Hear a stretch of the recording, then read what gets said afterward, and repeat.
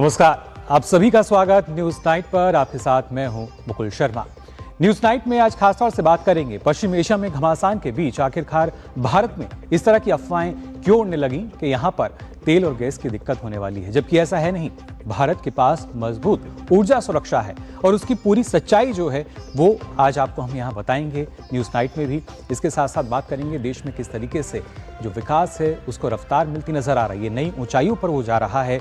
और साथ बात करेंगे पश्चिम बंगाल की भी, जहां पर राष्ट्रपति पहुंची थी लेकिन वहां पर उन्होंने अपनी नाराजगी भी जाहिर की। इसके पीछे क्या वजह थी वो भी आपको बताएंगे। इसके अलावा कुछ और भी खबरें होंगी जिन पर नजर डालेंगे, लेकिन सबसे पहले नजर डालते हैं हेडलाइंस पर।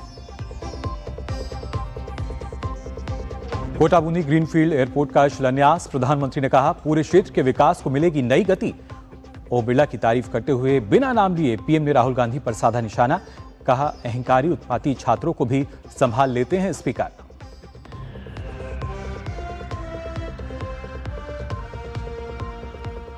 ईरान और इजरायल अफ्रीकी संघर्ष जारी, ईरान के राष्ट्रपति ने पड़ोसी देशों से मांगी माफी। अमेरिका के राष्ट्रपति डोनाल्ड ट्रंप का ईरान पर तंज, कहा अपने पड़ोसी देशों के सामने झुक गया ईरान। ट्रंप की ईरान पर जोरदार हमले की नई चेतावनी।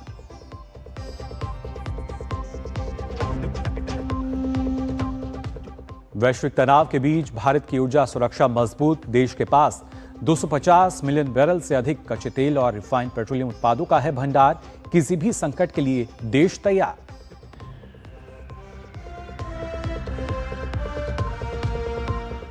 नौवें अंतर्राष्ट्रीय संथाल सम्मेलन में शामिल हुई राष्ट्रपति द्रौपदी मुर्मू। पश्चिम बंगाल की मुख्यमंत्री ममता बनर्जी के प्रति जताई नाराजगी, कहा उन्हें मेरे कार्यक्रम में होना चाहिए था साथ। पीएम ने बताया शर्मनाक, कहा पश्चिम बंगाल की टीएमसी सरकार ने पार कर दी सारी हदें।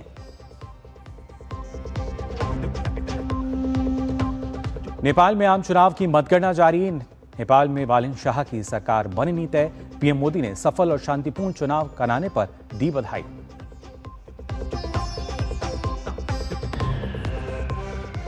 अंतर्राष्ट्रीय महिला दिवस की पूर्व संध्या पर राष्ट्रपति ने देशवासियों को दिया संदेश, कहा शिक्षित, आत्मनिर्भर और सशक्त महिलाएं कर सकती हैं समृद्ध और प्रगतिशील राष्ट्र का निर्माण।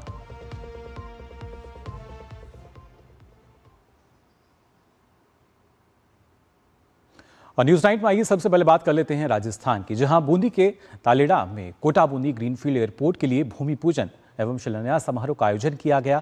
कार्यक्रम में लोकसभा अध्यक्ष ओम बिरला द्वारा मुख्यमंत्री भजनलाल शर्मा और केंद्रीय नागरिक उड्डयन मंत्री के खासतौर से के राममोहन नायडू सहित राजस्थान के कैबिनेट मंत्री भी मौजूद रहे। इस हवाई अड्डे के निर्माण पर लगभग 1507 करोड़ रुपए की लागत आने का अनुमान है। कार्यक्रम को वर्चुअल माध्यम से संबोधित करते हुए प्रधानमंत्री नरेंद्र मोदी ने कहा कि आधुनिक हवाई अड्डे के निर्माण से पूरे क्षेत्र के विकास को गति मिलने वाली है।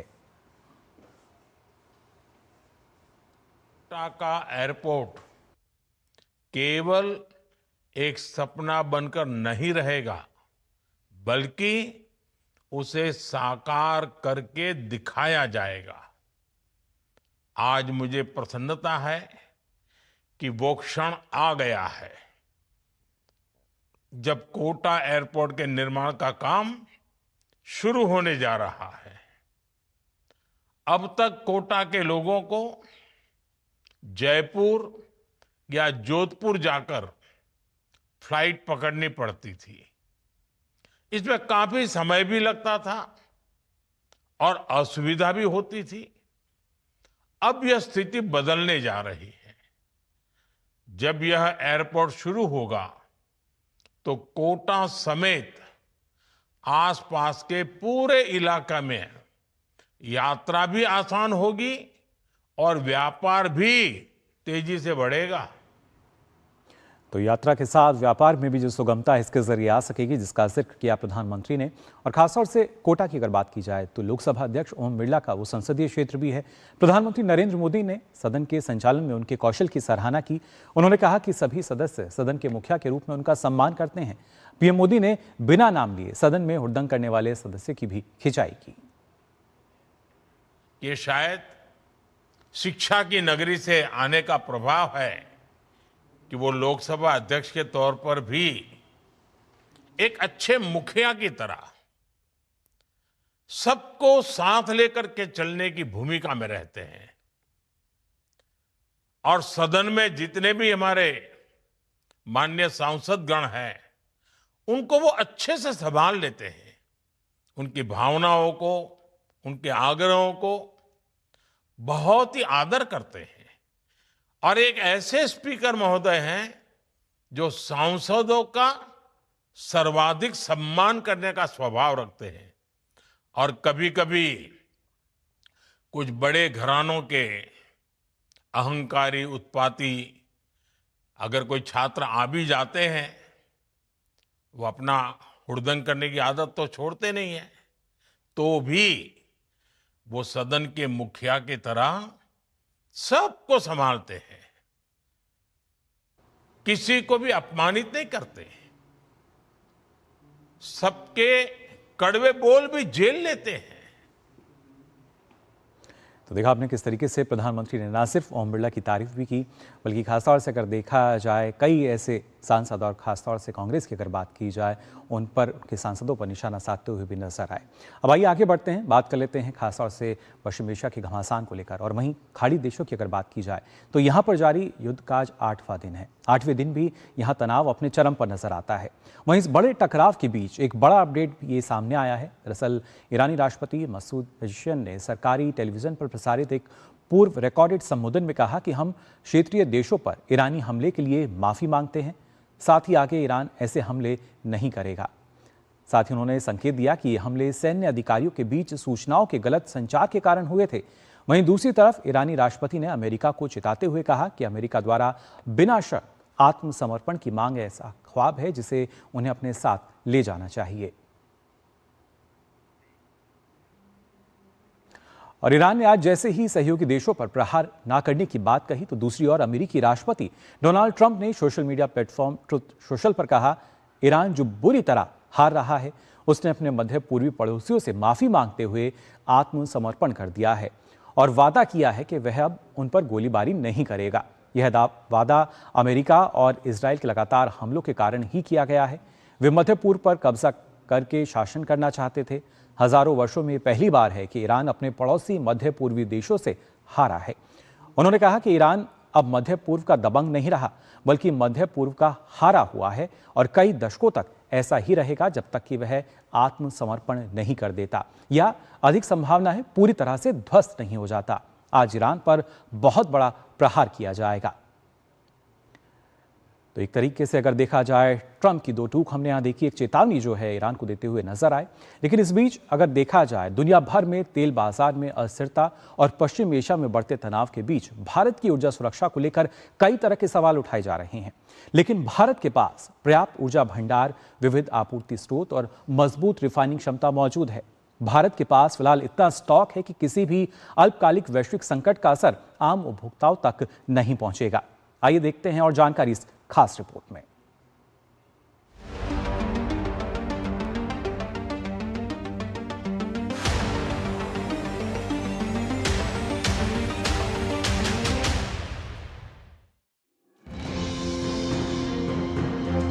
वैश्विक ऊर्जा बाजार में उतार चढ़ाव के बावजूद भारत ने अपनी ऊर्जा सुरक्षा को मजबूत बनाए रखा है। मौजूदा समय में देश के पास 250 मिलियन बैरल से अधिक कच्चे तेल और रिफाइंड पेट्रोलियम उत्पादों का भंडार है। यह लगभग 4000 करोड़ लीटर ईंधन के बराबर है। यह भंडार देश के अलग अलग हिस्सों में सुरक्षित रखा गया है। देश में 250 मिलियन बैरल का कुल भंडार है। हमारे पास 258 मिलियन मैट्रिक टन प्रति वर्ष की रिफाइनिंग क्षमता भी है, जो दुनिया में चौथी सबसे बड़ी है, जो कि भारत की घरेलू खपत 210 से 230 मिलियन टन से भी ज्यादा है। यही वजह है कि भारत आज दुनिया के बड़े रिफाइंड पेट्रोलियम निर्यातकों में भी शामिल है। देश में तेल का स्टॉक केवल एक ही जगह नहीं, बल्कि कई स्तरों पर रखा गया है। कर्नाटका के मंगलुरु, कर्नाटका के पादुर और आंध्र प्रदेश के विशाखापट्टनम में बने रणनीतिक पेट्रोलियम भंडार देश की ऊर्जा जरूरतों को पूरा करने में सक्षम हैं। इसके अलावा टर्मिनल टैंक, पाइपलाइन प्रणाली, स्टोरेज टैंकों और समुद्री टैंकरों में भी ऊर्जा के भंडार मौजूद हैं। भारत का एनर्जी है, जो भारत के स्टॉक्स हैं वो बहुत स्ट्रांग हैं। लगभग कोई 50 से 60 दिन का हमारे पास स्टॉक है। कोई ऐसी चिंता की बात नहीं होनी चाहिए। और ऊपर से हमारे पास जो एक विंडो है, जो रशिया से हम ऑयल इंपोर्ट कर सकते हैं, जो 30 डेज का एक हमारे पास विंडो ओपन हुआ है। भारत एक बहुत अच्छी सुदृढ़ स्थिति में है। जो 50 से 60 दिन का स्टॉक है वो विश्व के एवरेज से ज़्यादा है, लगभग कोई 50 दिन का विश्व का एवरेज है, तो कोई ऐसी चिंता नहीं होनी चाहिए। ऊर्जा के क्षेत्र में किए गए रणनीतिक प्रयासों के कारण किसी भी अल्पकालिक आपूर्ति बाधा की स्थिति में देश की ऊर्जा जरूरतें प्रभावित नहीं होती। भारत ने पिछले एक दशक में कच्चे तेल के आयात स्रोतों को भी काफी विविध बनाया है। पहले जहां भारत करीब 27 देशों से तेल आयात करता था, वहीं अब ये संख्या बढ़कर 40 देशों तक पहुंच गई है। रूस, पश्चिम अफ्रीका, अमेरिका और मध्य एशिया जैसे कई नए स्रोतों से आयात ने भारत की ऊर्जा सुरक्षा को और मजबूत किया है। भारत ने पिछले एक दशक में अपनी ऊर्जा आपूर्ति को काफी विविध बनाया है। भारत के कुल कच्चे तेल आयात का लगभग 60% हिस्सा ऐसे रास्तों से आता है जो हॉर्मुज जलडमरू मध्य पर निर्भर नहीं है। ऊर्जा आयात पर निर्भरता कम करने के लिए देश में कई बड़े कदम उठाए गए हैं। 20% एथेनॉल ब्लेंडिंग कार्यक्रम के जरिए हर साल करीब 44 मिलियन बैरल कच्चे तेल के आयात की जरूरत कम हो जाती है। इससे विदेशी मुद्रा की बचत के साथ साथ किसानों को भी फायदा मिल रहा है। बात करें वर्ष 2022 से 2026 के बीच ईंधन की कीमतों की, तो पाकिस्तान में 55%, जर्मनी में 21%, फ्रांस में 19% वृद्धि दर्ज की गई है। वहीं भारत में यह लगभग स्थिर है। वैश्विक संकट के बावजूद भारत में ईंधन कीमतों को काफी हद तक स्थिर रखा गया है। पिछले 4 वर्षों में पेट्रोल की कीमतों में लगभग कोई बढ़ोतरी नहीं हुई, जबकि डीजल में भी मामूली बढ़ोतरी दर्ज की गई। इस दौरान सार्वजनिक क्षेत्र की तेल कंपनियों ने उपभोक्ताओं को राहत देने के लिए हजारों करोड़ रुपए का बोझ अपने ऊपर लिया। एलपीजी के मामले में भी भारत क्षेत्र के कई देशों से बेहतर स्थिति में है। प्रधानमंत्री उज्ज्वला योजना के लाभार्थियों के लिए 14.2 किलो सिलेंडर की कीमत लगभग 553 रुपए है, जो पड़ोसी देशों की तुलना में काफी कम है। देश में अब 33 करोड़ से अधिक एलपीजी उपभोक्ता हैं। वैश्विक ऊर्जा बाजार में जारी अनिश्चितता के बीच भारत ने अपनी एक मजबूत ऊर्जा सुरक्षा ढांचा तैयार किया है।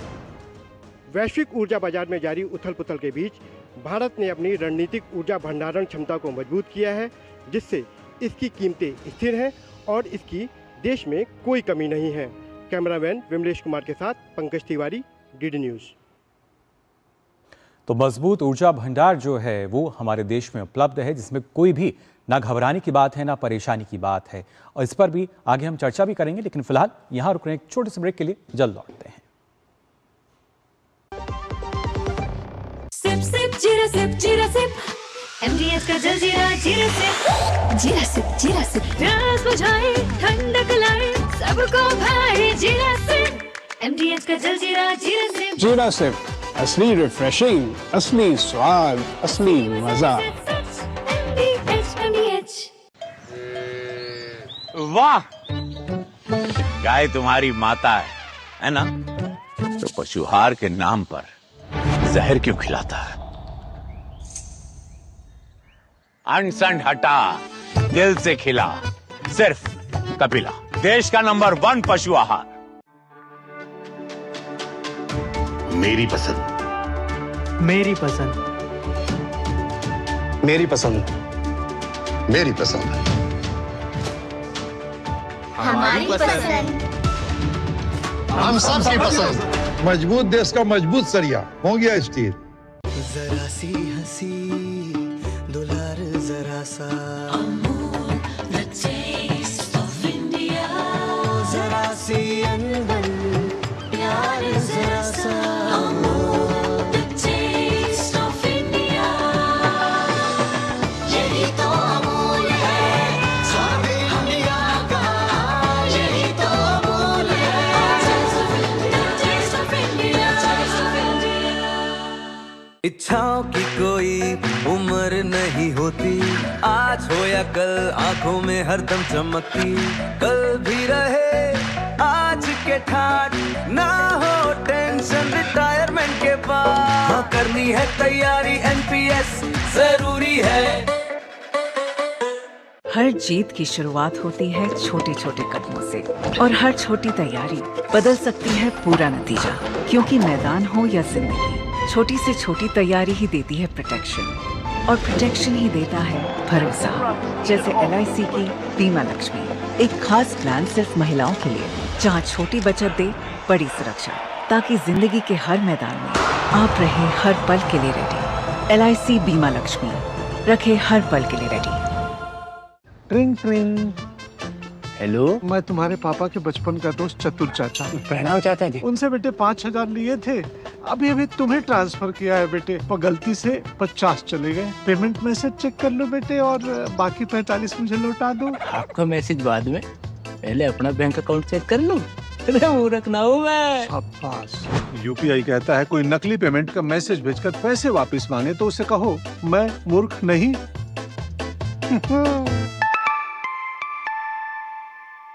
जाइए आप भी किसी का टेस्ट लीजिए। गोल्डी छोले मसाले, जहाँ जाए रिश्ते बनाए। गोल्डी लाए हैं फ्रेश लॉक टेक्नोलॉजी, जो रखे मसालों को हर समय फ्रेश। तो ब्रेक के बाद आप सभी का एक बार फिर स्वागत। आप देख रहे हैं न्यूज़ नाइट और आइए अब आपको बताते हैं किस तरीके से, अगर हम पिछले 4 वर्षों की ही बात करें, यानी फरवरी 2022 से लेके फरवरी 2026 तक की बात की जाए, किस तरीके से देखिए अलग अलग देशों में जो बढ़ोतरी हुई है पेट्रोल और डीजल के दाम में। पाकिस्तान की अगर बात की जाए तो पेट्रोल के जो दाम थे आप देख सकते हैं प्रतिशत उनका 55 से ज़्यादा प्रतिशत रहा, डीजल में भी 43 से ज़्यादा। श्रीलंका की बात करें तो वहाँ पर 30% से ज़्यादा है पेट्रोल में, जबकि डीजल 81% से ज़्यादा। नेपाल 8% से ज़्यादा है, डीजल 7% ज़्यादा यहाँ रहा। अमेरिका की भी अगर बात की जाए 11% से ज़्यादा की बढ़ोतरी हुई है पिछले 4 सालों में, जबकि डीजल के दामों में 10%। इटली ही की अगर हम बात करें तो करीब 13% से ज़्यादा की बढ़ोतरी हुई, जबकि डीजल के दामों में 25% से ज़्यादा की बढ़ोतरी। स्पेन की अगर हम बात करें तो पेट्रोल में आप देख सकते हैं जो प्रतिशत बढ़ा है करीब 16% से ज़्यादा है और डीजल 21% से ज़्यादा। इसी तरह जर्मनी में पेट्रोल 21% से ज़्यादा पिछले 4 वर्षों में बढ़ता हुआ नजर आया, जबकि डीजल के दाम जो हैं 28% से ज़्यादा बढ़े। और वहीं फ्रांस में 19% से ज़्यादा, जबकि डीजल के जो भाव है वो करीब 23% से ज़्यादा। जबकि भारत की अगर हम बात करें तो आप देख सकते हैं ये माइनस में हमें नज़र आ रहे हैं, अब 0.67। कैसे यहाँ पर और जो गिरावट है वो हमें देखने को मिली, जबकि डीजल के दाम अगर हम बात करें तो महज 1.15% ये बढ़ते हुए नजर आए हैं। यानी दुनिया में जहाँ 10 से लेकर 80% तक की एक बड़ी बढ़ोतरी हमने देखी है तेल के दामों में पिछले 4 वर्षों में, वहीं भारत की अगर बात की जाए तो ये महज 1% रही है। यानी स्थिरता जो है वो लगातार बनी हुई है। लेकिन इस स्थिरता के बावजूद भी अगर देखा जाए तो इस तरह की तमाम जो झूठी अफवाहें हैं वो फैलाई गई कि यहाँ पर कहीं ना कहीं कमी है। लेकिन एक बड़ी हम कह सकते हैं रकम जो है वो तेल कंपनियों ने चुकाई है, जिससे ये दाम जो हैं स्थिर रहे हैं और सरकार की नीतियाँ काफ़ी यहाँ पर प्रभावी रही हैं। उस पर भी हम यहाँ चर्चा करेंगे। आगे बढ़ते हैं, हमारे साथ 2 खास मेहमान जो हैं वो हमारे साथ जुड़ेंगे विशेष में। आज इसी को लेकर हम यहाँ बात करेंगे, आखिर किस तरीके से ऊर्जा संसाधन भरपूर लेकिन नहीं कोई परेशानी। जिस बात को लगातार यहाँ पर उठाया गया कि कहीं ना कहीं जो कमी है वो ऊर्जा संसाधनों की हो रही है, लेकिन देश में ऊर्जा संसाधन भरपूर हैं और कोई परेशानी भी नहीं है। इस पर चर्चा करने के लिए 2 खास मेहमान जो हैं वो हमारे साथ जुड़ चुके हैं। आपको बता दें हमारे साथ श्रीकांत माधव वैद्य जी जुड़े हैं, पूर्व अध्यक्ष हैं इंडियन ऑयल कॉर्पोरेशन लिमिटेड से, और साथ ही नरेंद्र तनेजा जी जुड़े हैं, ऊर्जा विशेषज्ञ हैं। आप दोनों का बहुत बहुत स्वागत न्यूज़ नाइट में। सबसे पहले श्रीकांत माधव जी, आपसे मैं जानना चाहूँगा, इस वक्त अगर देखा जाए ना सिर्फ वैश्विक तनाव बल्कि वैश्विक बाजारों में जो स्थिति बनी हुई है तेल और गैस को लेकर, इस बीच भारत की जब हम बात करते हैं किस तरीके से यहाँ ना सिर्फ कोई घबराने वाली बात भी नहीं है, भरपूर हमारा स्टॉक हमें नज़र आता है, क्या कहना चाहेंगे? बिल्कुल आप सही बोल रहे हैं। इंडिया को जो करंट स्टॉक है क्रूड ऑयल का वो लगभग 125 मिलियन बैरल है। लेकिन अगर हमें ठीक से अगर एनालिसिस करनी है तो सिर्फ स्टॉक नहीं देखना है, हमें देखना है कि ये स्टॉक किस कंडीशन में बोला जाता है। तो अभी 25 दिन जो अब एक फिगर आया है मार्केट में वो बहुत ही मिसलीडिंग पिक्चर है। एक्चुअली द स्टॉक जो होता है वो 25, उसकी एक अजम्पशन होती है कि कोई भी इनपुट नहीं आ रहा उसमें, ना मेरा डोमेस्टिक प्रोडक्शन उसमें ऐड हो रहा है ना मेरे इम्पोर्ट्स ऐड हो रहे हैं, इसीलिए फिगर दिखने में बड़ा कम लगता है। बट इन रियलिटी हमारा जो डोमेस्टिक प्रोडक्शन है वो 0.8 मिलियन बैरल्स पर डे है, तो वो तो बनता ही रहेगा। और जो हमारी इंपोर्ट्स है वो लगभग 4.5 मिलियन बैरल्स पे हैं। तो ये सारे इंपोर्ट्स तो स्ट्रेट ऑफ हॉर्मुज से नहीं आ रहे हैं, ये सारे अदर ज्योग्राफी से आ रहे हैं। They are coming from Russia, they are coming from America, they are coming from West Africa. तो हमारा जो हॉर्मुज का जो डिस्टर्बेंस है वो मात्र 50% है मैक्सिमम। जी बिल्कुल, महज शायद 40 से 50% के बस वो आसपास है। और ऐसे में ये बात बिल्कुल सही कि हमें घबराने की आवश्यकता ही नहीं है। लेकिन नरेंद्र तनेजा जी, आपसे भी समझना चाहूँगा, जब इस तरह की बात सामने आती है तो कहीं ना कहीं लोगों के जहन में कई तरह के सवाल भी उठते हैं। लेकिन भारत की नीतियाँ काफ़ी कारगर रही हैं और पिछले 12 वर्षों की अगर बात की जाए तो हम कह सकते हैं कि लगातार यहाँ हमने कोशिश यही की है कि किसी भी चीज़ के लिए, उत्पाद के लिए एक देश तक हम सीमित ना रहें, उस पर हमारी निर्भरता ना रहे। और यहाँ आज के समय में हम देख सकते हैं किस तरीके से जब हम तेल और गैस के आयात की बात करते हैं तो अब कई विकल्प हैं भारत के पास। बिल्कुल आपने सही कहा। देखिए, अगर हम अपना पिछले 8-10 सालों का इतिहास उठाते हैं तो हमारा जो डॉक्ट्रिन रहा है खासतौर से एनर्जी सिक्योरिटी एंड सोर्सिंग को लेकर के, वो ये रहा है कि डाइवर्सिफाई करो, जितने ज्यादा से ज्यादा देशों के ऊपर हमारी निर्भरता हो उतना बेहतर है। और उसका नतीजा है कि आज की तारीख में हम 41 देशों से कच्चा तेल मंगा रहे हैं, 41। और उसमें लैटिन अमेरिका में जो नया कंट्री है गुयाना, जो आजकल काफी चर्चा में रहता है, वो भी हमारी लिस्ट में आ गया है। जी बिल्कुल। तो हमारी जो कंपनीज हैं, पब्लिक सेक्टर हो या प्राइवेट सेक्टर हो, उनको सरकार की तरफ से जो है एक तरह का यही दिशा यही है कि जहां भी मिलता है तेल आप लाइए, जिससे देश के अंदर हमारे यहाँ चाहे किसी भी कोने में आप चले जाओ, वहां पे पेट्रोल, डीजल और जो भी ईंधन की आवश्यकता है वो उपलब्ध होना चाहिए। हमारा देश उन गिने चुने देशों में है जहां पे हो सकता है आपको कई जगह पानी पीने का ना मिलता हो या दिक्कत से मिलता हो, लेकिन आपको पेट्रोल डीजल मिल जाएगा। बिल्कुल। अब लेकिन इस तरह की दिक्कत भी नहीं है अब तो, पानी की भी इस तरह की नहीं। तो वितरण प्रणाली जो है हमारी वो इतनी बेहतरीन है। और दूसरी बात यह है कि पूरी दुनिया से जो सोर्सिंग हम करते हैं, उस सोर्सिंग में ना तो हम राजनीति देखते, ना हम कच्चे तेल का रंग देखते, ना उसका धर्म देखते। हम ये देखते हैं कि भाई दाम क्या है और जितना जल्दी हो भारत की रिफाइनरीज में लेके आओ। उसका नतीजा है हमारे पड़ोसी देश के अंदर आप किसी पेट्रोल पंप पे जाइए, लाहौर में आज जाइए, मैं भी 1 घंटे पुरानी बात कर रहा हूँ, 1 घंटे पैराने लाहौर के अंदर 1-1 किलोमीटर लंबी लाइनें लगी हुई हैं पेट्रोल लेने के लिए, बिल्कुल पाकिस्तान में।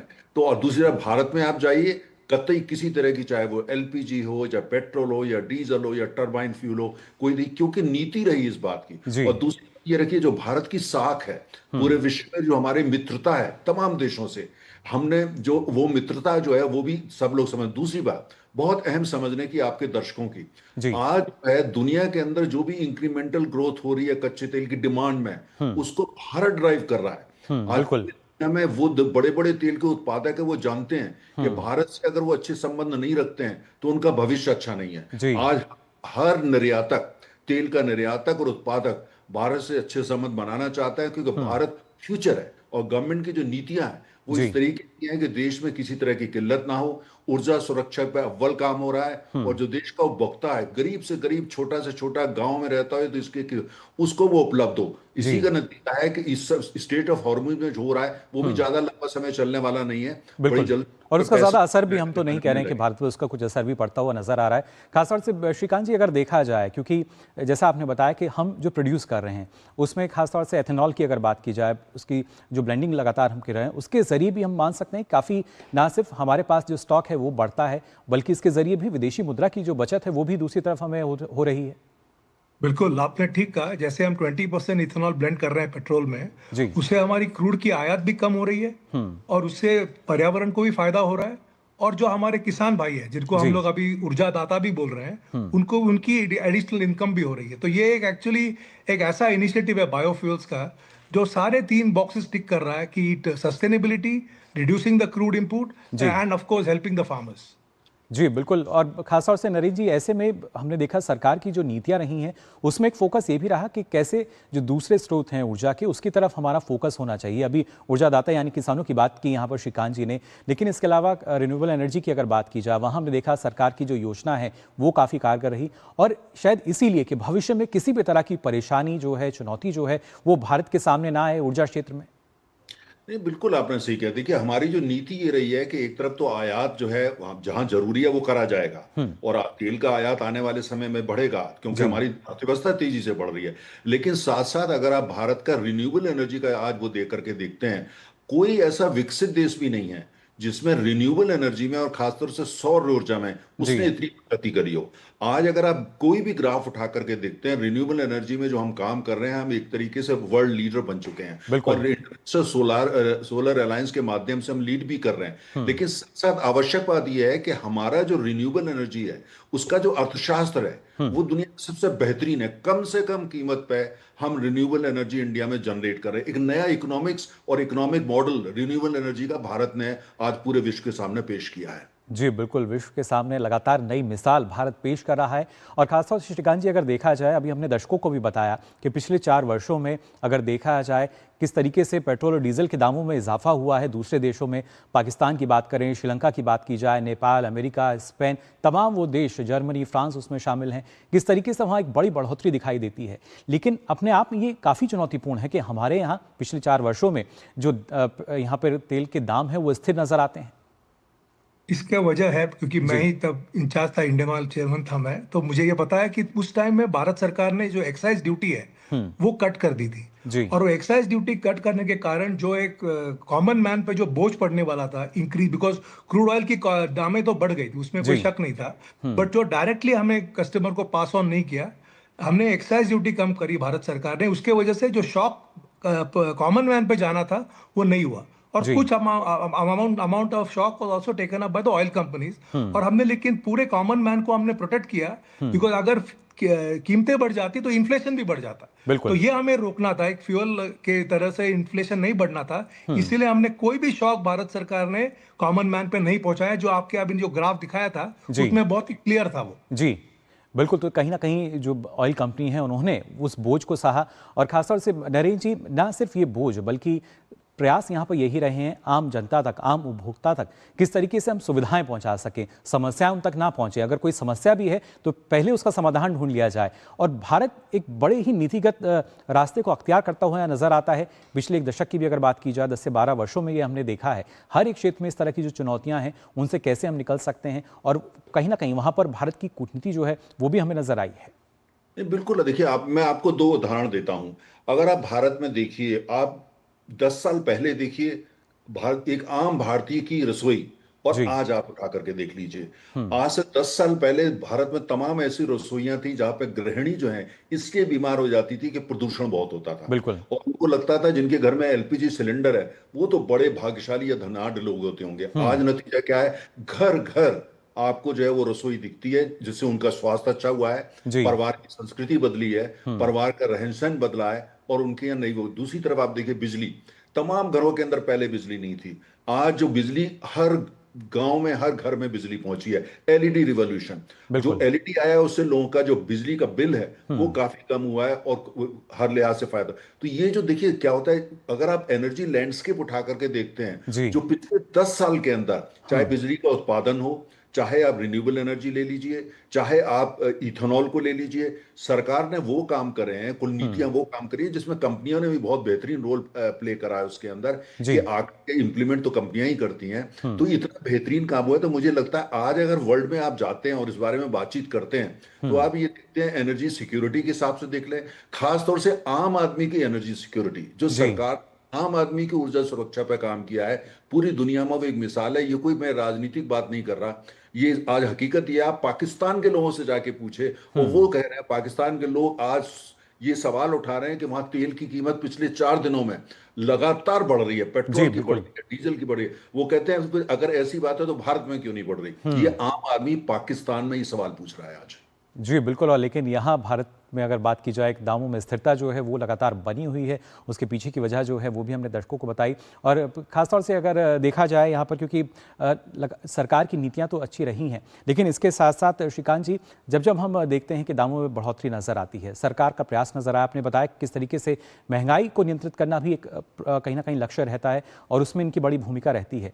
लेकिन इस बीच जब इस तरह की तमाम खबरें आती हैं, अफवाहें फैलाई जाती हैं, झूठी खबरें प्रसारित की जाती हैं, क्या किसी तरह का जो प्रोपेगेंडा है वो भारत की भूमिका को लेकर चलाया जाता है? क्योंकि भारत हम देखते हैं किस तरीके से रिफाइंड पेट्रोलियम एक्सपोर्टर के रूप में भी लगातार आगे बढ़ता नजर आ रहा है, तो क्या एक ये भी बड़ी वजह है?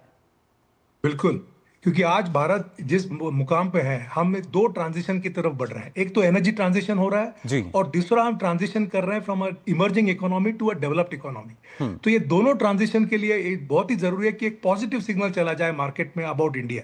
और ये जो अफवाहें आती हैं कि हमारा देश में स्टॉक कम है, एक बेबुनियाद है, और एक्चुअली इससे लोगों में अननेसेसरी एक पैनिक बाइंग की एक धारणा आ जाती है। तो मैं, अगर मुझे मौका मिले तो मैं यही बोलना चाहता हूं कि we have got adequate stocks, more than 90 to 100 day का स्टॉक है, और ये इतना स्टॉक है कि हमारे जो पॉलिसी मेकर्स है इनको सोचने का वक्त है, ब्रीदिंग स्पेस है, ताकि आने वाले दिनों में क्या होगा। और जैसे अभी तनेजा जी ने बताया कि अभी बहुत सारा बहुत टाइम से ये जो तनाव है स्ट्रेट ऑफ हॉर्मुज में वो भी रहने की उम्मीद कम है। जो सीधी स्पष्ट बात है वो यही, कोई डरने वाली बात नहीं है, कोई परेशानी की बात नहीं है। भारत के पास पूरा अच्छा स्टॉक है ऊर्जा सुरक्षा जो है, ऊर्जा संसाधनों का, और ऐसी जो अफवाहें उस पर बिल्कुल भी ध्यान ना दें। फिलहाल आप दोनों का बहुत बहुत शुक्रिया हमारे साथ जुड़ने के लिए। तो जाना आपने किस तरीके से भारत लगातार मजबूती जो है ऊर्जा सुरक्षा क्षेत्र में यहाँ नजर आती है। फिलहाल हम यहाँ रुकने एक छोटे से ब्रेक के लिए। खाने में मेरी क्वीन के लिए क्या है? किंग मटर पनीर, किंग बैगन भरता, king veg pulao, king palak paneer kofta. ये सब किंग क्यों? क्योंकि ये सब बना है MDH किचन किंग से का बॉस। MDH किचन किंग, असली किचन किंग। MDH। जब धरती चीर कर निकलता है लोहे का पत्थर और मिलता है मोंगिया के जोश से, फिर तपता है, पिघलता है और बनता है फौलाद। अब होता है सरिया सारी खूबियों के साथ। मोंगिया स्टील, मजबूत देश का मजबूत सरिया। 605।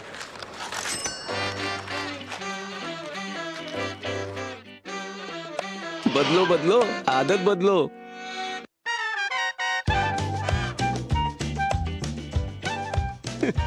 बदलो बदलो, आदत बदलो। अब नजदीकी बैंक जाकर फटे पुराने नोट्स बदलिए। अगर बैंक मना करे तो RBI के ओम्बुड्समैन से शिकायत करें। RBI कहता है जानकार बनिए, सतर्क रहिए। विभाग अनेक, कंप्लेंट बॉक्स 1। किसी भी सरकारी दफ्तर, विभाग या बैंक से जुड़ी शिकायत के लिए pgportal.gov.in पर जाएं, रजिस्टर करें, संबंधित विभाग चुनें, शिकायत दर्ज करें और ट्रैकिंग ID नोट करें।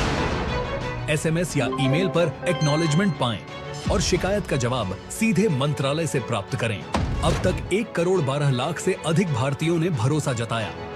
CP ग्राम्स, आपकी हर शिकायत का हल। अभी शिकायत दर्ज करें pgportal.gov.in। LIC युवा प्रोफेशनल्स के लिए लाए हैं नवजीवन श्री। करें नियमित प्रीमियम का भुगतान, जीवन बीमा का आनंद लें, प्राप्त करें प्रीमियम के प्रतिशत पर गारंटीकृत एडिशंस। अपने वित्तीय लक्ष्यों के अनुरूप मैच्योरिटी पर गारंटीकृत धनराशि पाएं। मौजूदा पॉलिसी धारकों के लिए आकर्षक अतिरिक्त लाभ। आज ही खरीदें। Video call. मैं सीनियर इंस्पेक्टर काली पहाड़ी चौकी से। यस, आपके पार्सल में ड्रग्स मिले हैं। ड्रग? मैंने आपको अरेस्ट किया जाता है। यदि बचना चाहते हो तो 2 लाख रुपए। ये फोन पे कौन अरेस्ट करता है? तुम पुलिस नहीं है और हम बोगा मतलब मूर्ख नहीं है। UPI कहता है अगर कोई नकली पुलिस बन के आपको भी कॉल करे और डराए तो कहो मैं मूर्ख नहीं।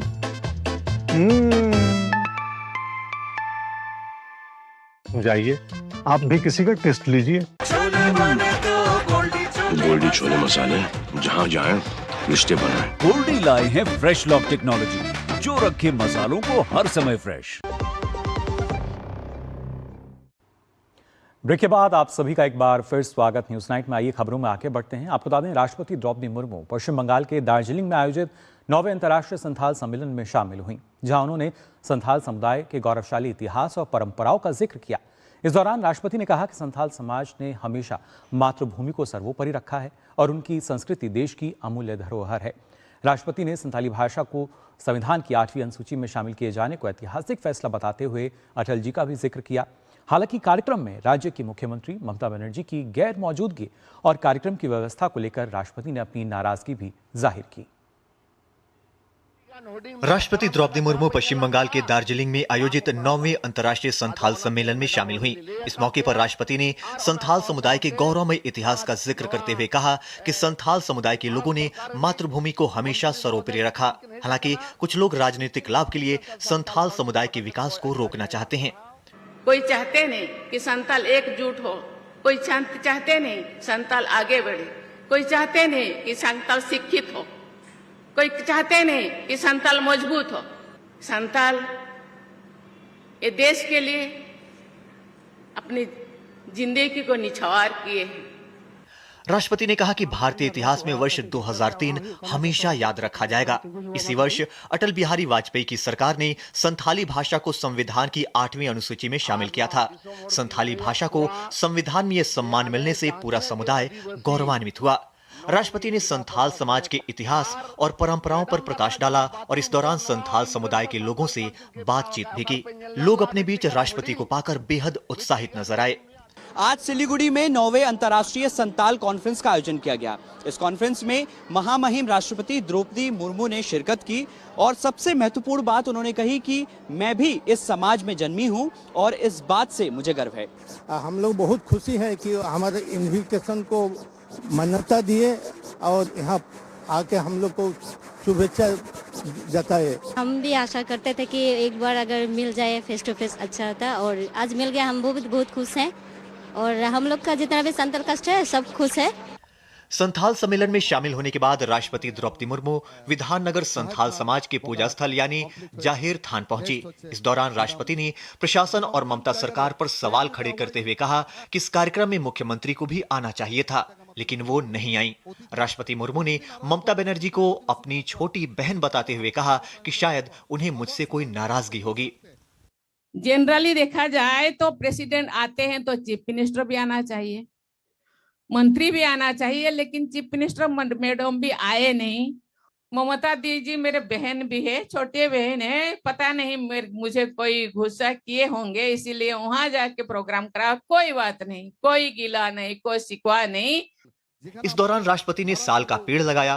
उन्होंने कहा कि आदिवासी समुदायों ने सदियों से अपने लोक संगीत, नृत्य और परंपराओं को बचा कर रखा है। उन्होंने भरोसा जताया कि संथाल समुदाय समेत आदिवासी समुदाय के लोग तरक्की और प्रकृति के बीच तालमेल की मिसाल कायम करेंगे। Divyanshu Malhotra, DD news. और इस मामले पर पीएम मोदी ने ममता सरकार को आड़े हाथों लिया। उन्होंने एक्स पर लिखा कि ये शर्मनाक है। जी हाँ, प्रधानमंत्री ने लिखा और ऐसा पहले कभी नहीं हुआ। लोकतंत्र और आदिवासी समुदायों के सशक्तिकरण में विश्वास रखने वाला हर व्यक्ति निराश है। स्वयं आदिवासी समुदाय से आने वाली राष्ट्रपति जी द्वारा व्यक्त की गई पीड़ा और दुख ने भारत की जनता के मन में गहरा दुख पहुंचाया है। पश्चिम बंगाल की टीएमसी सरकार ने सारी हदें पार कर दी हैं। राष्ट्रपति के इस अपमान के लिए उनका प्रशासन जिम्मेदार है। यह भी उतना ही दुर्भाग्यपूर्ण है कि पश्चिम बंगाल सरकार संथाल संस्कृति जैसे महत्वपूर्ण विषय को इतनी लापरवाही से ले रही है। राष्ट्रपति का पद राजनीति से ऊपर है और इस पद की गरिमा का हमेशा सम्मान किया जाना चाहिए। आशा है कि पश्चिम बंगाल सरकार और टीएमसी में सुधरने की भावना जागृत होगी। तो यहां पर जिस तरीके से ना सिर्फ प्रधानमंत्री ने ममता सरकार को आड़े हाथों लिया, बल्कि अगर देखा जाए जो यहां पर लापरवाही कही जाए या जिस तरह की नाराजगी हमने देखी जिसका जिक्र राष्ट्रपति ने भी यहाँ किया, लेकिन इस वक्त बड़ी खबर ये राष्ट्रपति का पश्चिम बंगाल दौरा, और वो आपको बता दें 9वें अंतर्राष्ट्रीय संथाल सम्मेलन में शामिल हुई थी। और संवैधानिक रूप से भी जब देखा जाए या कार्यक्रम के तहत जब हम देखते हैं, लेकिन कार्यक्रम से बंगाल सीएम ममता बनर्जी ने अपनी दूरी बनाए रखी। फिलहाल हमारे संवाददाता कोलकाता से प्रसन्नजीत हमारे साथ जुड़ चुके हैं। प्रसन्नजीत, क्या माना जाए, राष्ट्रपति जो है किसी विशेष राजनीतिक दल से संबंध उनका नहीं है, लेकिन यहाँ भी अगर देखा जाए तो ममता की गैर मौजूदगी जो है कई सवाल खड़े करती है। देखिए, किस भाषा में मैं बात करूं मेरा समझ में नहीं आ रहा है। आधा घंटा पहले मैं जहां से आपसे बात कर रहा हूं जी, यहाँ से 100 मीटर दूरी पर उनका जो धरना प्रदर्शन है वो जारी है। और वहां पे आधा घंटा पहले ममता बनर्जी ने जिस भाषा इस्तेमाल करते हुए फिर से राष्ट्रपति द्रौपदी मुर्मू का और राष्ट्रपति पद का अपमान किए है, एक भारतवासी होने की नाते मेरे ख्याल से पूरे देशवासी का सर शर्म से झुक जाना चाहिए। उन्होंने बताया बांग्ला में कि कोई भी अरे गहरे ABCD आ जाए तो उनके लिए मेरा काम छोड़ के, मेरा कोई काम नहीं है क्या, मेरा काम छोड़ के जाना चाहिए। एक राष्ट्रपति के बारे में ममता बनर्जी, मुझे पता नहीं कि चीफ मिनिस्टर बन जाने के बाद किसी को किसी भाषा में इस तरह की अपमान करने का अधिकार मिल जाता है कि नहीं, लेकिन उन्होंने ये बात, मैं भरवटीम कह रहा हूं, कोई भी ABCD अरे गहरे कभी भी आ जाए, मेरा कोई काम नहीं है क्या, मुझे जाना पड़ेगा। प्रसन्नजीत, इतना अहंकार क्योंकि राष्ट्रपति पद का भी सम्मान नहीं। आप समझ लीजिए कि बंगाल की राजनीति कहां तक किस स्तर। जी, खासतौर से अगर देखा जाए यहां पर प्रधानमंत्री ने भी इसको शर्मनाक बताया, दुर्भाग्यपूर्ण बताया। जी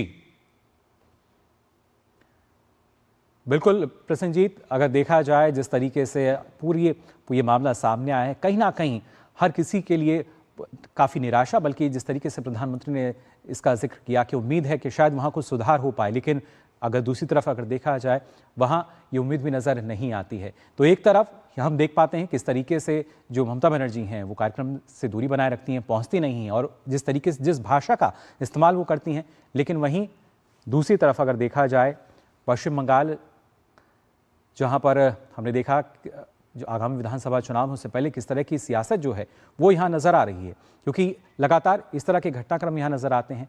और हमने देखा कि भाजपा की जो परिवर्तन यात्रा है वो लगातार पूरे पश्चिम बंगाल में हमें देखने को मिल रही है। पूरे राज्य में जोर शोर से यात्रा चल रही है, लेकिन किस तरीके से अब एक तरफ भाजपा जो कि परिवर्तन यात्रा निकाल रही है, जिससे तमाम जो राज्य के लोग हैं पार्टी से जुड़ सके, उनको सच्चाई बताई जा सके, लेकिन वहीं दूसरी तरफ अगर देखा जाए ममता बनर्जी जो हैं वो धरने पर बैठी हुई बीजेपी पर ही आरोप लगा रही हैं।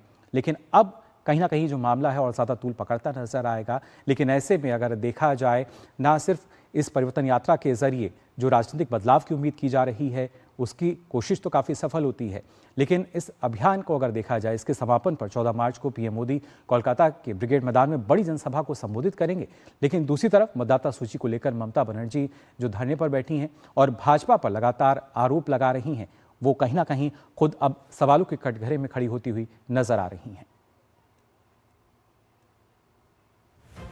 पश्चिम बंगाल में विधानसभा चुनाव से पहले भारतीय जनता पार्टी की परिवर्तन यात्रा पूरे राज्य में तेजी से आगे बढ़ रही है। इस यात्रा के जरिए पार्टी के नेता और कार्यकर्ता आम लोगों से संपर्क कर रहे हैं।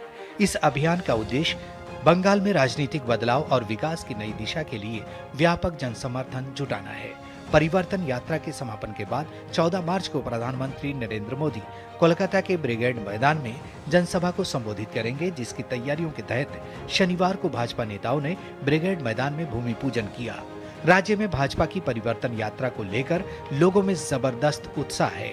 भाजपा के स्थानीय नेताओं के साथ कई बड़े नेता और केंद्रीय मंत्री यात्रा में भाग ले रहे हैं। इसी कड़ी में केंद्रीय मंत्री अश्विनी वैष्णव ने हुगली के सेरामपुर में परिवर्तन यात्रा में भाग लिया और ममता सरकार पर जमकर बरसे। 93,000 करोड़ रुपीस के प्रोजेक्ट्स सैंक्शनड है, लेकिन जिस तरह से राज्य सरकार से एक सपोर्ट मिलना चाहिए लैंड एक्विजिशन का, वो सपोर्ट नहीं मिलता है। राज्य सरकार की तरफ से बिल्कुल कोऑपरेशन नहीं है। बहुत तैयारी करने के बावजूद भी राज्य सरकार से काम को कंप्लीट करने की परमिशन नहीं मिलती है। उधर पश्चिम बंगाल की मुख्यमंत्री ममता बनर्जी मतदाता सूची से वैध लोगों के नाम हटाए जाने का आरोप लगाकर धरना प्रदर्शन कर रही हैं। शनिवार को उन्होंने भाजपा पर पश्चिम बंगाल को बांटने का आरोप लगाया। ममता बनर्जी ने महिला दिवस पर एक विरोध रैली की भी घोषणा की। दूसरी ओर कोलकाता के पाइकपाड़ा में एक क्लब में लगातार हुए बम विस्फोटों और क्लब के अंदर बम जमा करके रखे जाने की स्थानीय लोगों के दावों के बाद भाजपा राज्य में कानून व्यवस्था की बिगड़ती स्थिति पर ममता सरकार को घेर रही है। बीजेपी नेता दिलीप घोष ने पश्चिम बंगाल में बढ़ती हिंसा और तृणमूल कांग्रेस के खिलाफ कड़ा बयान दिया है। उन्होंने कहा कि पश्चिम बंगाल में हिंसा की राजनीति चल रही है। ममता बनर्जी की एकमात्र रणनीति फर्जी वोटर, हिंसा और भ्रष्टाचार है। ये तीनों इस चुनाव में समाप्त हो जाएंगे।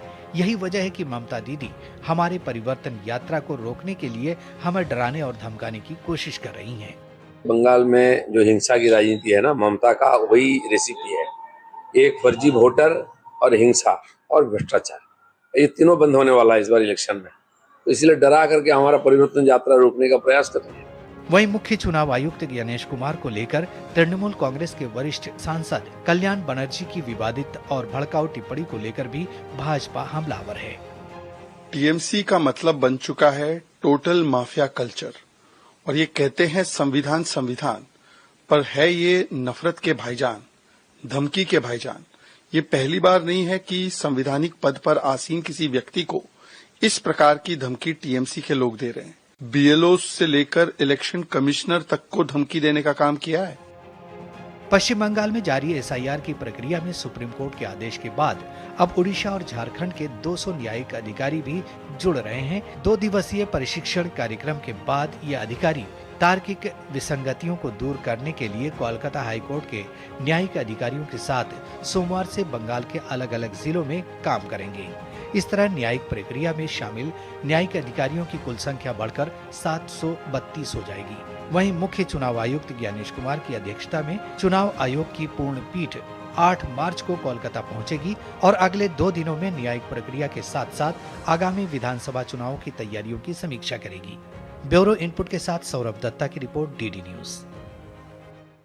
तो राज्य की ममता सरकार जो कि न सिर्फ विकास में अड़चने लगा रही है और हर प्रक्रिया में हम देखते हैं किस तरीके की प्रतिक्रिया आती है, उसी वजह से लगातार बीजेपी के निशाने पर भी है। फिलहाल न्यूज़ नाइट में हम रुक रहे हैं एक छोटे से ब्रेक के लिए। ब्रेक से लौटेंगे तो बात करेंगे उत्तराखंड में अमित शाह की हुंकार।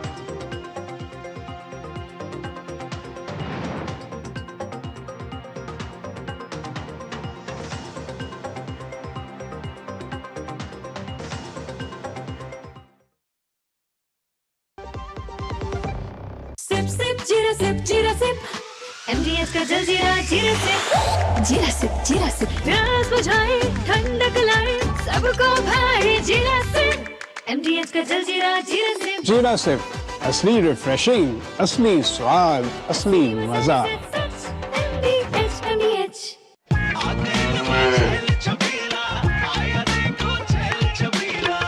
एक कपिला, अरे भाई सब एक ही जैसा होता है। ये लो साधारण पशु आहार।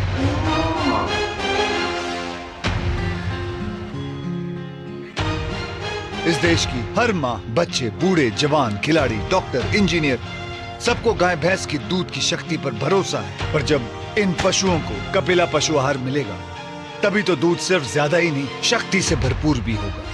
और ये सच जानते हुए चंद पैसों के लिए तुम देश का भरोसा तोड़ दो। माफ कीजिए। कपिला पशु आहार, देश का नंबर 1 पशु आहार। मेरी पसंद, मेरी पसंद, मेरी पसंद, मेरी पसंद, हमारी पसंद, हम सबकी पसंद। मजबूत देश का मजबूत सरिया हो गया स्टील। जरा सी हंसी दुलार जरा सा, जरा सी अनबन प्यार जरा सा,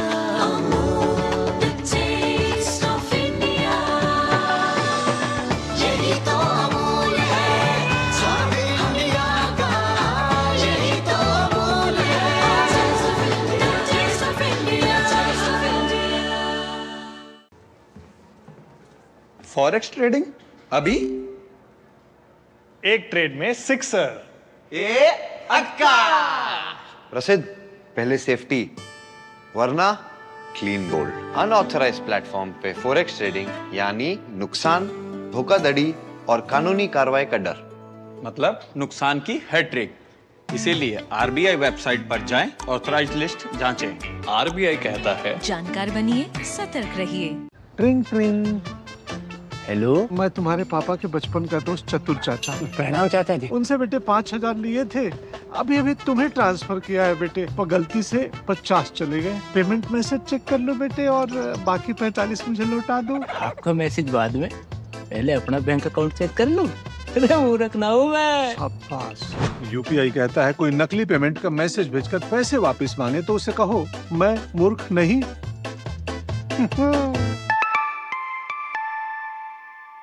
जाइए आप भी किसी का टेस्ट लीजिए।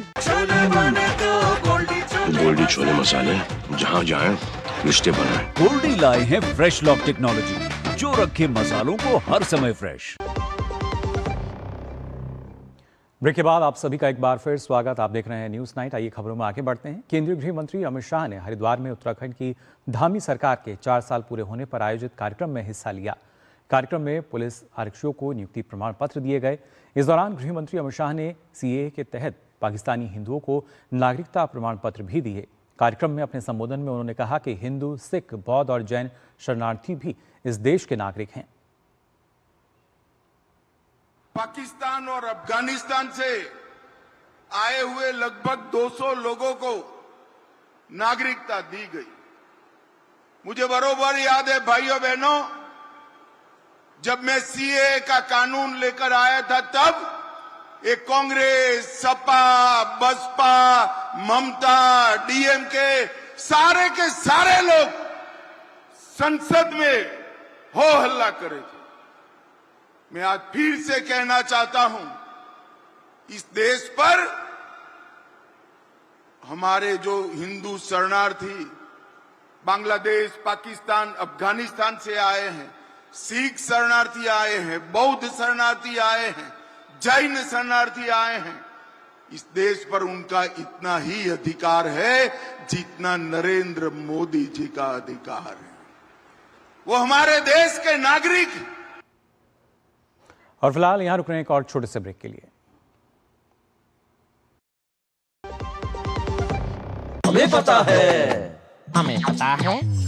चमकी चाट से क्या बना है? सैंडविच, लस्सी और छाछ और हर घूंट में चमकी चाट, ड्राई फ्रूट और दही बड़े। चमकी चाट से स्वाद बढ़े और चाट पपड़ी दही बल्ले। चमकी चाट से बल्ले बल्ले। असली स्वाद सिर्फ चमकी चाट।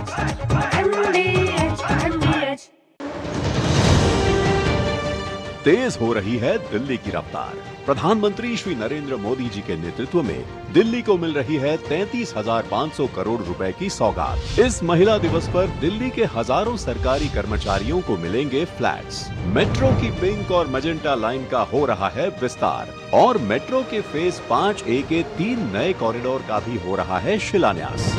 8 मार्च सुबह 10 बजे DDA ग्राउंड, बुराड़ी रोड, नई दिल्ली। नितेश श्रीवास्तव जी सिर्फ 35 साल की उम्र में अचानक एक बीमारी से चले गए। उनकी टर्म लाइफ इंश्योरेंस के पैसे बच्चों की पढ़ाई और घर खर्च में काम आ सकते हैं। पॉलिसी बाजार ने क्लेम के वक्त फैमिली का पूरा साथ दिया। पॉलिसी बाजार पे 2 करोड़ का टर्म लाइफ इंश्योरेंस सिर्फ 700 रुपए महीने से शुरू। हर जीत की शुरुआत होती है छोटे छोटे कदमों से और हर छोटी तैयारी बदल सकती है पूरा नतीजा। क्योंकि मैदान हो या जिंदगी, छोटी से छोटी तैयारी ही देती है प्रोटेक्शन और प्रोटेक्शन ही देता है भरोसा। जैसे LIC की बीमा लक्ष्मी, एक खास प्लान सिर्फ महिलाओं के लिए, जहां छोटी बचत दे बड़ी सुरक्षा, ताकि जिंदगी के हर मैदान में आप रहे हर पल के लिए रेडी। LIC बीमा लक्ष्मी, रखे हर पल के लिए रेडी। ट्रिंग ट्रिंग। हेलो, मैं तुम्हारे पापा के बचपन का दोस्त चतुर चाचा। प्रणाम चाचा जी। उनसे बेटे 5,000 लिए थे, अभी अभी तुम्हें ट्रांसफर किया है बेटे, पर गलती से 50 चले गए। पेमेंट मैसेज चेक कर लो बेटे और बाकी 45 मुझे लौटा दो। आपका मैसेज बाद में, पहले अपना बैंक अकाउंट चेक कर लूं। अरे मूर्ख ना हूं मैं। शाबाश।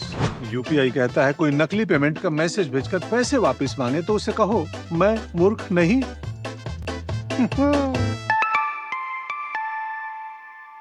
जाइए आप भी किसी का टेस्ट लीजिए। गोल्डी छोले मसाले, जहाँ जाएं रिश्ते बनाएं। गोल्डी लाए हैं फ्रेश लॉक टेक्नोलॉजी, जो रखे मसालों को हर समय फ्रेश। ब्रेक के बाद आप सभी का स्वागत। आइए बात करते हैं नेपाल की, जहां आम चुनाव की मतगणना जारी है। 165 सीट पर हुए चुनाव में से 55 सीटों के नतीजे आ चुके हैं। इन चुनावों में राष्ट्रीय स्वतंत्र पार्टी अब तक सबसे बड़ा राजनीतिक दल बनकर उभरी है। RSP से बालेंद्र शाह ने पूर्व प्रधानमंत्री KP शर्मा ओली को शिकस्त दी है। RSP ने 44 सीट पर जीत हासिल कर ली है और 76 सीट पर बड़े अंतर से बढ़त बनाए हुए है, यानी पार्टी को 120 सीट मिलती हुई दिख रही है। यदि यही रुझान नतीजों में तब्दील होते हैं तो बालेंद्र शाह नेपाल के अगले प्रधानमंत्री बन सकते हैं। बालेंद्र शाह रैपर रहे हैं और काठमांडू के मेयर भी रह चुके हैं। दूसरी तरफ गगन थापा की नेपाली कांग्रेस ने 6 सीट पर जीत दर्ज की है और पार्टी 11 सीट पर आगे चल रही है। KP शर्मा ओली की CPN UML ने 2 सीट पर जीत दर्ज की है और पार्टी 8 सीट पर आगे है। हालांकि ओली चुनाव हार गए हैं, वहीं जबकि पुष्पकमल दहल प्रचंड की नेपाली कम्युनिस्ट पार्टी ने 2 सीट पर जीत दर्ज की है, जबकि 7 सीट पर NCP आगे चल रही है। इसके अलावा श्रम शक्ति पार्टी भी 4 सीट पर आगे है। प्रधानमंत्री मोदी 9 मार्च को बजट वेबिनार के जरिए शिक्षा, कौशल और क्रिएटर इकोनॉमी का रोड मैप साझा करेंगे। 15,000 स्कूलों में AVGC लैब्स की स्थापना जैसे बड़े फैसलों पर केंद्रित यह चर्चा युवाओं को डिजिटल युग के लिए तैयार करने की दिशा में अहम कदम है। प्रधानमंत्री नरेंद्र मोदी 9 मार्च को बजट के बाद आयोजित एक खास वेबिनार को संबोधित करेंगे। इस वेबिनार का विषय होगा सबका साथ सबका विकास, जनता की आकांक्षाओं की पूर्ति, शिक्षा, कौशल और विश्वविद्यालय टाउनशिप। वेबिनार में केंद्रीय बजट 2026-27 में शिक्षा, कौशल विकास और क्रिएटर इकोनॉमी को मजबूत करने के लिए की गई पहलों पर चर्चा की जाएगी। इस कार्यक्रम को सूचना एवं प्रसारण मंत्रालय और उच्च शिक्षा विभाग के सहयोग से आयोजित किया जा रहा है। इसमें नीति निर्माता, उद्योग जगत के प्रतिनिधि, शिक्षाविद, स्टार्टअप और छात्र शामिल होंगे। सभी मिलकर इस बात पर चर्चा करेंगे कि शिक्षा, कौशल और रचनात्मक अर्थव्यवस्था को मजबूत करने के लिए बजट में घोषित योजनाओं को जमीन पर कैसे लागू किया जाए। उद्घाटन सत्र में प्रधानमंत्री नरेंद्र मोदी भी मौजूद रहेंगे। इस दौरान प्रधानमंत्री क्रिएटर इकोनॉमी के लिए बजट में की गई पहलों के पीछे की सोच और उनके महत्व को बताएंगे।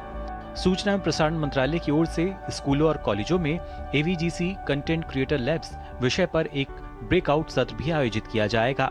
इस दौरान बजट में घोषित उस योजना पर चर्चा होगी जिसके तहत देश के 15,000 स्कूलों और 500 उच्च शिक्षण संस्थानों में AVGC कंटेंट क्रिएटर लैब्स स्थापित की जाएंगी। इसका मकसद रचनात्मक प्रतिभाओं को बढ़ावा देना, भारत के एनिमेशन, विजुअल इफेक्ट्स, गेमिंग और कॉमिक्स क्षेत्र को मजबूत करना और तेजी से बढ़ रही ऑरेंज इकोनॉमी के लिए कुशल क्रिएटर्स तैयार करना है। समापन सत्र में वेबिनार के निष्कर्षों का सार प्रस्तुत किया जाएगा और केंद्रीय सूचना एवं प्रसारण मंत्री अश्विनी वैष्णव समापन सत्र को संबोधित करेंगे। वेबिनार से AVGC कंटेंट क्रिएटर लैब्स पहल को लागू करने के लिए उपयोगी सुझाव और सहयोगात्मक रणनीतियां तैयार होने की उम्मीद है। इस पहल का मकसद युवा भारतीयों को रचनात्मक और डिजिटल कौशल से लैस करना है, साथ ही भारत को AVGC क्षेत्र में वैश्विक स्तर पर अग्रणी बनाना है। Bureau report, DD news. आपको बता दें, राष्ट्रपति द्रौपदी मुर्मू ने अंतर्राष्ट्रीय महिला दिवस की पूर्व संध्या पर सभी नागरिकों को, विशेषकर महिलाओं को हार्दिक शुभकामनाएं और बधाई दी है। अपने संदेश में राष्ट्रपति ने कहा कि अंतर्राष्ट्रीय महिला दिवस के अवसर पर सभी देशवासियों, विशेष रूप से महिलाओं को हार्दिक बधाई और शुभकामनाएं। उन्होंने कहा कि महिलाएं हमारे समाज और राष्ट्र की आधारशिला हैं। शिक्षा, विज्ञान, खेल, कला, रक्षा और अन्य क्षेत्रों में उन्होंने अपनी प्रतिभा और परिश्रम क्षमता का उत्कृष्ट परिचय दिया है। शिक्षित, आत्मनिर्भर और सशक्त महिलाएं समृद्ध और प्रगतिशील राष्ट्र का निर्माण कर सकती हैं। उन्होंने कहा कि आज हमारी बेटियां नए भारत के सपनों को आकार दे रही हैं। उन्हें उचित अवसर, मार्गदर्शन और प्रोत्साहन की आवश्यकता है। आइए हम सब एकजुट होकर ऐसे समाज के लिए कार्य करें जहां महिलाओं के लिए समान अवसर उपलब्ध हों और वे अपनी योग्यता और क्षमता के बल पर आगे बढ़ें और सफलता प्राप्त करें। मैं महिला दिवस के सफल आयोजन और देश की नारी शक्ति के सुखद भविष्य की कामना करती हूं। तो फिलहाल के लिए न्यूज नाइट में बस इतना ही, लेकिन देश और दुनिया की तमाम खबरों के लिए आप देखते रहिए DD न्यूज। मुझे दीजिए अनुमति। नमस्कार।